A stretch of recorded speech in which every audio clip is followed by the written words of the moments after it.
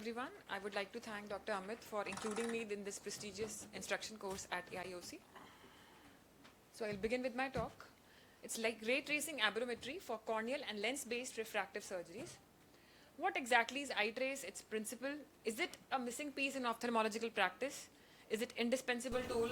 And some real-world applications. I'll be discussing some case scenarios. So this is exactly how the eye trace looks like. It is actually a 5-in-1 system. It has an auto-refractor, it is a corneal topographer, the ray tracing aberrometry, which is the main thing, pupillometer, as well as the auto-keratometry. The principle behind is that it sends 64 laser beams, which are like 655 nanometer, not at the same time, but sequentially.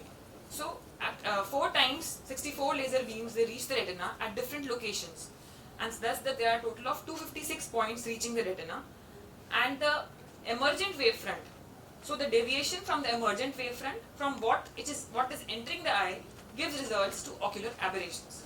So this is how the eye trace calculates or depicts the ocular aberrations. So coming to some practical applications, there are huge lot of applications of eye trace, starting from toric planning to accommodation to so many things, but we'll be focusing on lens-based surgeries as well as corneal-based refractive surgery, more for the lens-based surgery. It will tell us, does the patient needs cataract surgery, preoperative planning of cataract surgery, assessing the visual outcomes post-cataract and refractive surgery, and how can we optimize our results of cataract surgery using the depth of focus curve. So I'll explain 2-3 maps and then we'll go on the case-based discussion. This is a simple wavefront map. It is actually dissociating the corneal and the internal aberrations. So we can see that the corneal aberrations are dissociated from the internal aberrations. The warmer colors are for the more aberrated eye, and the cooler colors like green are more for the less aberrated eyes. This is a map which shows the simulated vision, like the eye trace system estimates how the patient sees. Sometimes the patient tells us that, oh no, the vision is not good, even though the vision is 6/6, but we cannot actually see how the patient sees. So eye trace gives us a very beautifully how the patient sees. So the total eye you can see here, the E is little blurred. So this is how the patient is actually seeing. So this helps us a tool to objectively document the visual symptoms reported by the patient and hence the quality of vision. This is another root mean square map in which we can actually quantitatively measure the ocular aberration. Again, it is dissociating the corneal and the internal aberrations, and we can characteristically see first, second, third, fourth, up to 6th order aberration very clearly in this map. Thus, the corneal and the internal aberrations, they amount to a total eye aberrations.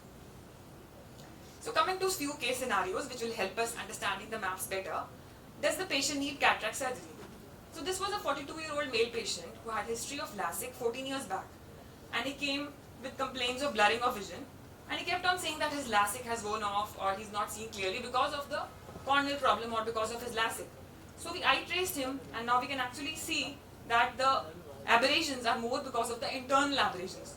So maybe he's developing early nuclear sclerosis, and maybe he will need an early cataract surgery in future. So dysfunctional lens index, as in this map, there's a letter called, in the internal we can see a dysfunctional lens index, that is also called DLI. So what is dysfunctional lens syndrome?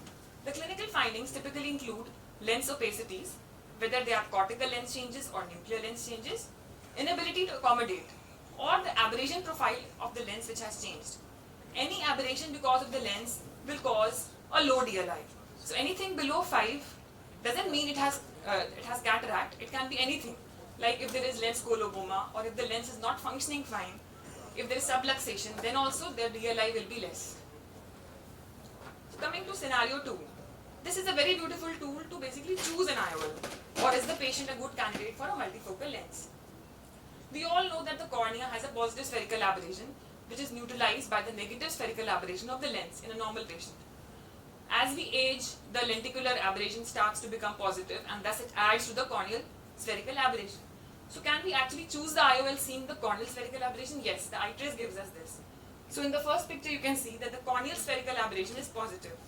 So we can choose a lens which has a negative spherical aberration so that the patient has a crisper vision. So for this patient we chose a negative spherical aberration lens thickness, so the total spherical aberration were less post-operative. Coming to multifocal lens, we have two main tools on the eye trace for which we can determine whether to go for a multifocal lens or not. The first is the angle alpha.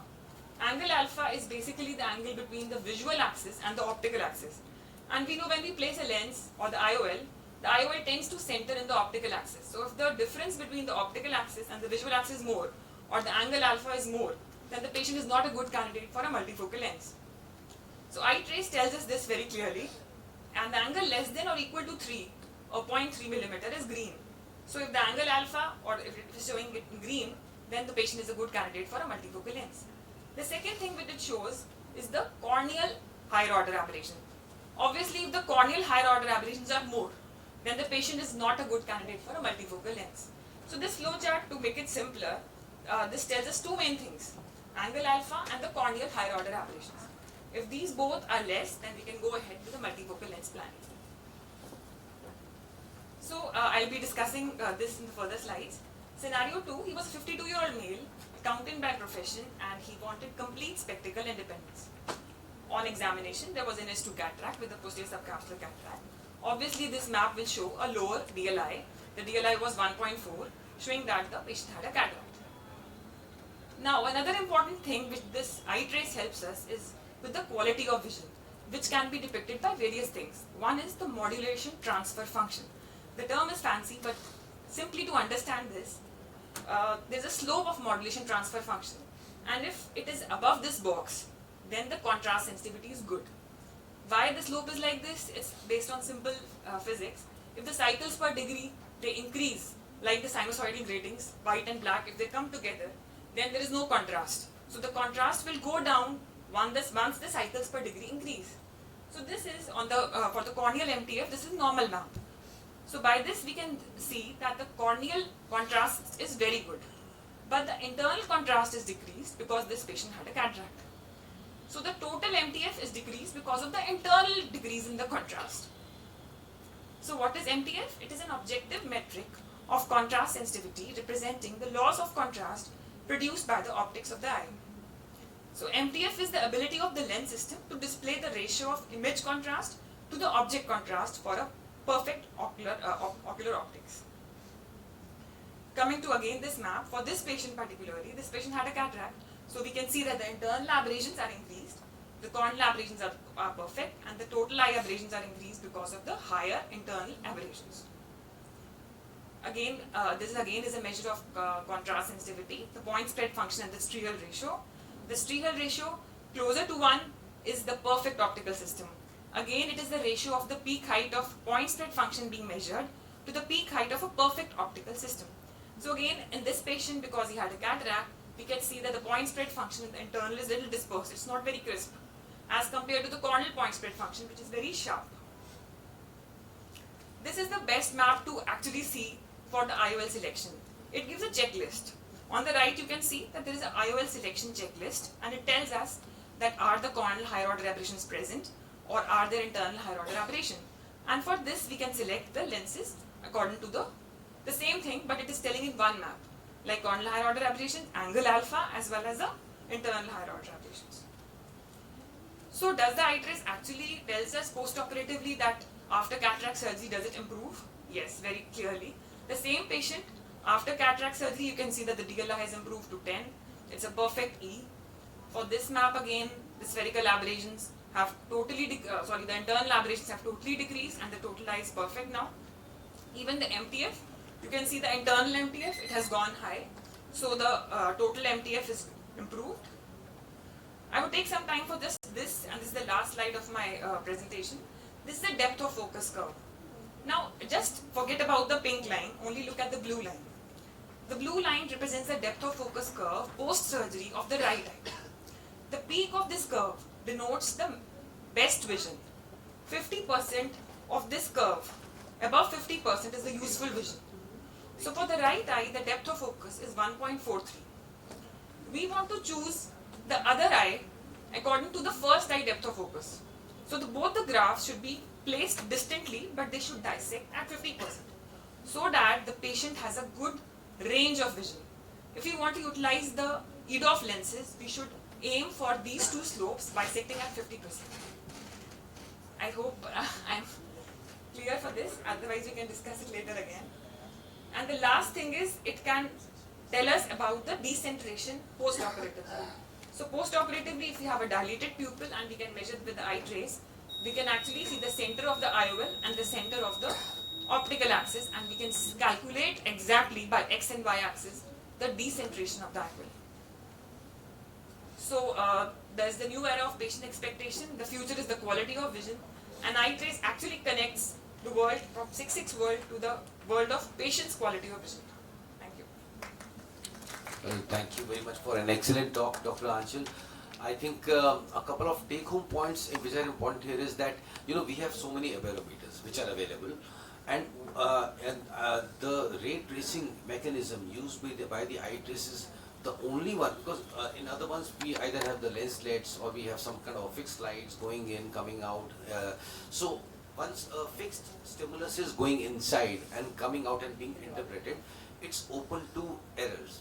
And in case of an eye trace, individual points are being fired. So 256 points of it. So it gives, and in a physiological state. So it gives us very, very accurately, actually. That is where it overscores over other aberrometers. So many machines are having it. This is the only machine which does that, right? So in this way, and secondly, it makes it very easy for us to communicate with the patient. I mean, if you have the display on and show the simulated visual acuity chart and say, listen, this because it dissociates lenticular and corneal optics. This is the only machine which can dissociate and display lenticular versus corneal optics. So it's very easy to educate the patient. Listen, you have a cataract, it's causing this problem, and it's not correctable by spectacle correction. That option is also there. So you have the optics simulated. Okay, you click on the with correction, it will become clear. So okay, fine, this patient can still manage with glasses, isn't it? Do you do it for all refractive surgery patients, or only in patients of refractive surgery who have who are having visual problems? So the routine practice is just to do a pentacam. It's an expensive tool to buy. So would you advise all refractive surgeons to go ahead and invest in this technology? Or do you do it in every case, or only selectively where somebody says, I have a glare, I have a halo, and you say, okay, fine, let's do the eye trace? Yeah, for post-refractive patients, it should be done to explain the patient. If the patient is still complaining of post-refractive surgery, the patient is still complaining of glare halos, we can easily show the patient the exact picture. And for pre-operative cataract planning, I think for multifocal, it is a very good tool to get the things in order. We can have a very good result after we see the angle alpha and the corneal aberrations, because no other machine tells us about the corneal spherical aberrations, especially at every zone. I think it's a must, because we take it for granted. We are putting more and more multifocal IOLs, and to see whether this patient is suitable, so to avoid any problems and even medical legal problems, I think. What do you think, Dr. I think if one can afford it and even have to stretch a little to have it, it's a very useful tool both for yourself and to show the patient. And the degree of separation it gives, and the clarity with which and the ease with which the information is displayed, I think that is remarkable. There are other, now we have the swept source OCTs and all, they are also give us the angle alphas, and they give us the aberrations, the corneal aberrations and all. But how this one puts it all together is something which is, I think, it's one of the best. No financial interest, of course, but this is one of the best tools to have. The beauty of this is it can capture from 2 mm small pupil to 8 mm. So we don't have to dilate the patient. But important thing is the patient should be looking at a far object, and she should not accommodate, so that we get the best results for the aberration.